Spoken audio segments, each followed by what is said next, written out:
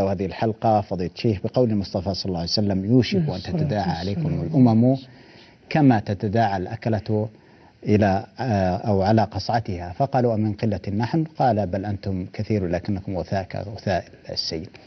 هذا قاله المصطفى صلى الله عليه وسلم في القرن الأول، ونحن نعيش الآن في العام 1436 هجرية. تعددت صور هذا التداعي عبر مسيرة الزمن، لكن نشاهد الآن من تداعي الأمم على أمة الإسلام ما يصيب الإنسان بالهم والغم، وأن يبحث في وسيلة دفع هذا التداعي بكل ما استطاعه من قوة. تتداعى الأمم الآن في أرض الشام وفي فلسطين وفي غيرها من دول العالم على أمة الإسلام، يجمعها أو يدفعها لذلك مصالح كثيرة اقتصادية وسياسية وغير ذلك، لكنها تشترك جميعها في مصلحتها في حرب الإسلام وكبحه والحد من انتشاره والحد من يعني قوته في سواء في أرضه أو عبر العالم كله. واجب عامة الناس، عامة المسلمين، تجاه هذا الأمر الذي أصبحنا نراه واقعا معاشا للأسف. نعم. بسم الله الرحمن الرحيم. الحمد لله رب العالمين، والصلاة والسلام على عبده ورسوله نبينا محمد وعلى آله وصحبه أجمعين. اللهم أقر عيوننا بعز الإسلام والمسلمين، ومن أراد بنا سوءا أو بديننا وإخواننا المسلمين اللهم فأشغله بنفسه ورد كيده في نحره، واجعل تدميره في تدبيره، وأدر عليه دوائر السوء يا قوي يا متين. اللهم ما قضيت لنا من قضاء فاجعل عاقبته خيرا ورشدا برحمتك يا أرحم الراحمين. الحقيقة الذي يشاهد ما يحصل اليوم في العالم الإسلامي، خاصة ما يحصل في الأرض الشام والعراق، في اليمن، في الجزيرة العربية، جميع دول الخليج، يجد فعلا تواطؤا من أعداء الإسلام على حرب الإسلام وأهله، وهذا ليس بغريب. وهذا التواطؤ سببه ما يرونه اليوم من هذه النهضة الكبيرة التي تعيشها أمة الإسلام، خاصة في جانب الوعي والإدراك لما يدور حولها وما يكيده بها أعداؤها. هذه القوة أيضا التي ظهرت ولله الحمد المنة في عاصفة الحزم، القوة العسكرية والقوة السياسية، حيث تم ولله الحمد تأليف هذا الحلف الكبير الذي أصبح مربكا لكثير من خطط هؤلاء الأعداء في المنطقة، وكانت تبشر بتقسيم المنطقة من جديد بعد إثارة الفوضى الخلاقة التي مع الأسف نجحوا في بعض وجوهها وصورها في بعض الأماكن. وكان من بينها تقسيم السعودية إلى 5 دويلات، ولم تكن أمريكا مع الأسف يعني تستحي من إعلان ذلك قبل بضع سنوات، وأن هذا سيتم في عام 2016، يعني بعد سنة من الآن، في السنة القادمة القريبة. فهذه العاصفة المباركة ولله الحمد، وهذا التحالف الذي حصل يعني بين دول الخليج والدول التي أيضا تحالفت معها بفضل الله عز وجل من دول عربية وإسلامية، وكذلك دعم بعض القوى الدولية، ما حصل من انتصارات مذهلة وعجيبة مع قلة الإمكانات وشدة الحصار للفصائل المجاهدة والمقاومة في سوريا، وعليها الفصائل المعتدلة، دعك من العملاء أمثال داعش وأضرابها، فهي صناعتهم، وهي التي جعلوها شوكة في نحورنا مع الأسف الشديد، ويهددوننا بها ليل نهار. لكن الفصائل التي أثبتت حقيقة صبرا عجيبا وقوة مذهلة رغم قلة الإمكانات والحصار العجيب الذي تعيشه، هذا أزعجهم. كل شيء يمكن أن يحتملوه إلا أن تقوم دولة إسلامية حقيقية تحكم بالإسلام. ولهذا انظر حربهم للسعودية منذ زمن بكل الوسائل مع الأسف الشديد، حربهم للسودان لما أعلنت تطبيق الشريعة الإسلامية وما يزالون، حتى مع الأسف اقتطع جنوب السودان منها، والحصار الاقتصادي والسياسي لا يزال قائما علانية. حربهم للحزب العدالة في تركيا لأردوغان وحزبه، مع أنه يعني حزب علماني لكن له فيه مظاهر إسلامية ويحاول أن يصحح قدر الاستطاعة، ومع ذلك ضاقوا به ذرعا. وآخر ما سمعته أن رئيس كوريا الشمالية، وهذا العجيب، يعني لست أدري عن صحة الخبر لكنه إن صح فهو عجيب جدا، يهدد بضرب تركيا بالنووي إذا هي تدخلت في سوريا. يعني القضية حقيقة كما نلاحظها أصبحت حربا صريحة على الإسلام وكل ما هو إسلامي على مستوى الدول أو الجماعات أو الشعوب. نعم. ولذلك يا أخي الكريم في ظل هذه الهجمة الشرسة وهذا التداعي من قبل أعداء الإسلام من صهاينة وصليبيين وصفويين وملحدين على الإسلام وأهله دولا وشعوبا، أرى أنه يجب علينا التواصي بأربعة أمور.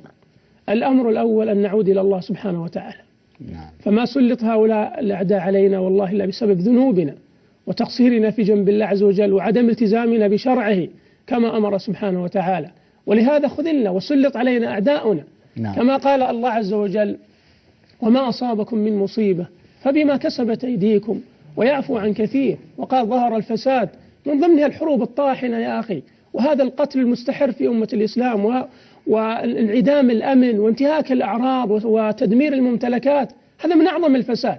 ما سببه؟ ظهر الفساد في البر والبحر بما كسبت أيدي الناس، أي بسبب ما كسبته أيديهم واجترحته جوارحهم ليذيقهم بعض الذي عملوا لعلهم يرجعون. فإذا رجعوا إلى الله عز وجل رفع الله عنهم البلاء، وهذا الفساد الذي يصيبوا به. وفي الأثر من عصاني وهو يعرفني سلطت عليه من لا يعرفني. وكما قال الله عز وجل عن اليهود منذ الزمن الأول منذ عهد موسى عليه الصلاة والسلام وأنبياء بني إسرائيل ضربت عليهم الذلة والمسكنة وباءوا بغضب من الله ذلك بأنه. لاحظ كيف، ثم يقول إلا بحبل من الله وحبل من الناس. سبحان الله، الحبل من الله عز وجل حينما يحيد أهل الإيمان عن طريق الإيمان يسلط الله عز وجل عليهم أرذل خلقه وأكثرهم ذلة ومهانة، ضربت عليهم الذلة والمسكنة وباءوا بغضب من الله. سبحان الله. والحبل من الناس أعوانهم من الصليبيين والصفويين والملحدين وغيرهم، وهذا ما نراه اليوم. وهم أخشى ما يخشون أن تكون سوريا وكذلك العراق بيد دولة إسلامية تحكم بالإسلام، فتكون إسرائيل في مرمى حجر منهم وربما يقضى عليها يعني في وقت وجيز. هذا الذي يخيفهم ويرعبهم، ولهذا هم مستعدون لتدمير كل الدول العربية المحيطة بإسرائيل لأجل ضمان أمن إسرائيل ومصالحهم في المنطقة، فهي جنديهم الأول فيها. ولذلك انظرهم يتفرجون على تدمير سوريا على مدار حوالي 5 سنين. صحيح. وقتل أكثر من 300,000 إنسان بأبشع أنواع القتلات، تهدم عليهم بيوتهم ومساجدهم ومستشفياتهم ومدارسهم.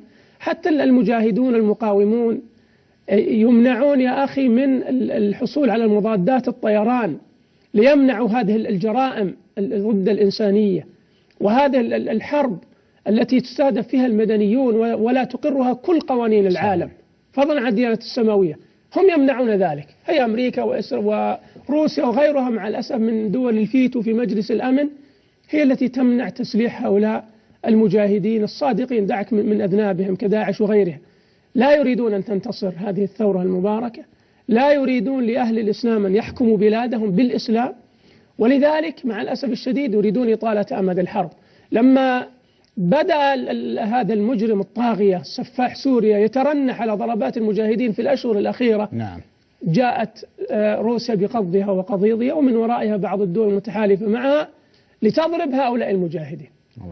والمؤسف المحزن يا أخي أنهم يجدون دعما من بعض المنسوبين للعرب والمسلمين من دول ومن أفراد. صحيح. ومن جماعات وأحزاب ومراكز، وهم يا أخي الذين يهيجونهم ويجيشونهم ضد أهلهم وإخوانهم وأوطانهم، وهو شيء محزن لا يكاد يصدق يا أخي. يعني رؤساء بعض الدول العربية يعني يعلن بكل وقاحة تأييده للتدخل الروسي، بل يعلن استعداده للدخول مع الروس بالدعم المادي وبعضهم بالدعم العسكري. فإذا كيف نرجو النصر يا أخي على أعدائنا؟ كيف نرجو التمكين وهؤلاء كما ترى وضعوا أيديهم في أيدي هؤلاء الأعداء؟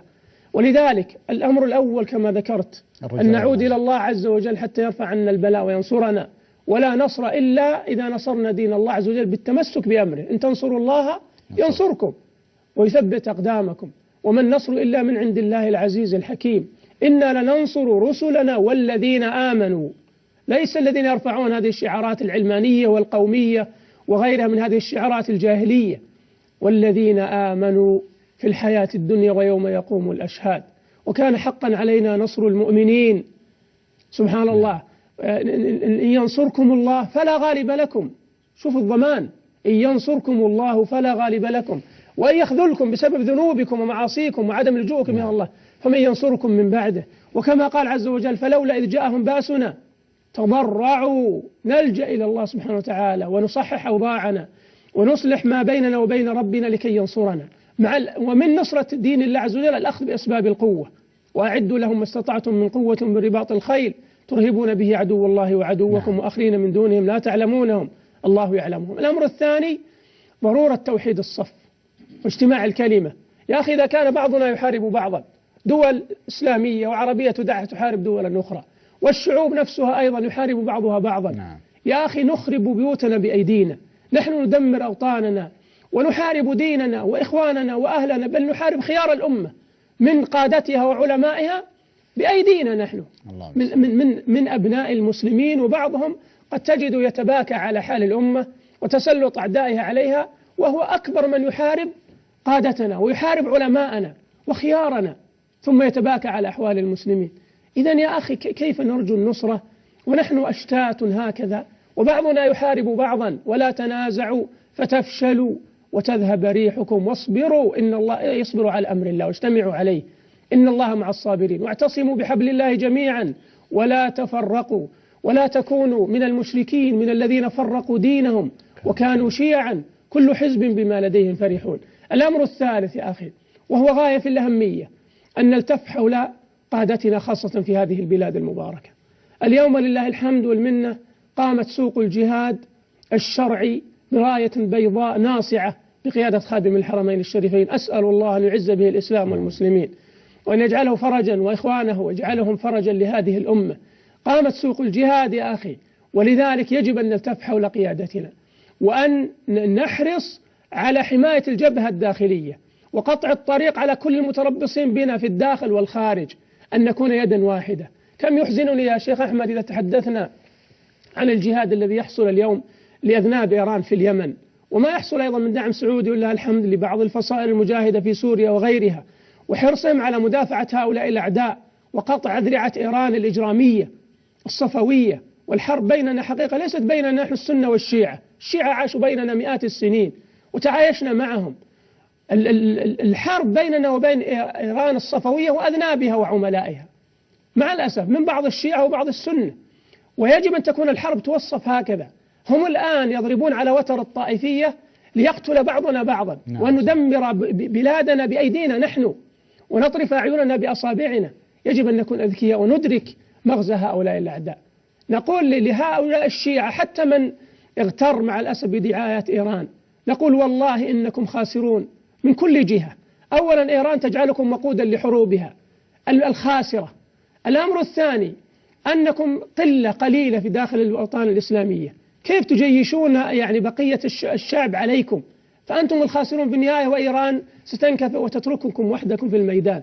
الأمر الثالث حتى لو انتصرت إيران في بعض المواقع، لو انتصرت فلن يتركها هؤلاء الأعداء، لن يتركوها، وإن كان إسلاما مشوها مسخا مع الأسف تتبناه إيران الصفوية وأذنابها، لكن لا يريدون شيئا اسمه إسلام. إذا قضوا من أهل السنة سينكفئون عليكم أنتم. إذن الحرب تستهدفنا جميعا بكل أطيافنا بكل طوائفنا بكل مذاهبنا. يجب أن تجتمع كلمتنا وتتحد. يعني إذا لم نجتمع الآن يا شيخ أحمد متى نجتمع؟ الآن هؤلاء يستهدفوننا في أصل وجودنا، يريدون تدمير أوطاننا، يريدون استيلاء على خيراتنا، يريدون هدم ديننا وسلخنا عن هويتنا. لماذا لا نجتمع يا أخي وتتوحد صفوفنا؟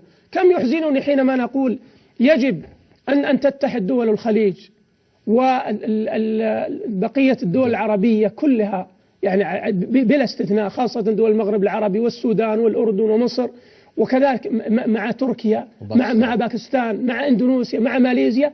أجد بعض من ينتسبون للعلم والسلفية مع الأسف يبدأ بالسب والشتم لباكستان ولتركيا وأحيانا لبعض الدول الخليجية. يا إخواني ألا تعقلون؟ ألا تعلمون أنكم تخدمون أعداءكم وأنتم لا تشعرون؟ ثم تدعون أنكم سلفيون وأنكم تغارون على بلاد التوحيد وعلى منهج السلف، وأنتم والله تحرقونها حرقا وتخدمون أعداءكم أشد خدمة وأعظم خدمة كما يخدمها هؤلاء الدواعش والخوارج قاتلهم الله. أنتم تتكلمون عنهم وأنتم يعني حقيقة تتحالفون معهم ومع العلمانيين والملحدين ضد الإسلام وأهل الإسلام. إذن لا بد أن نلتف حول قيادتنا، وهذا الأمر الثالث.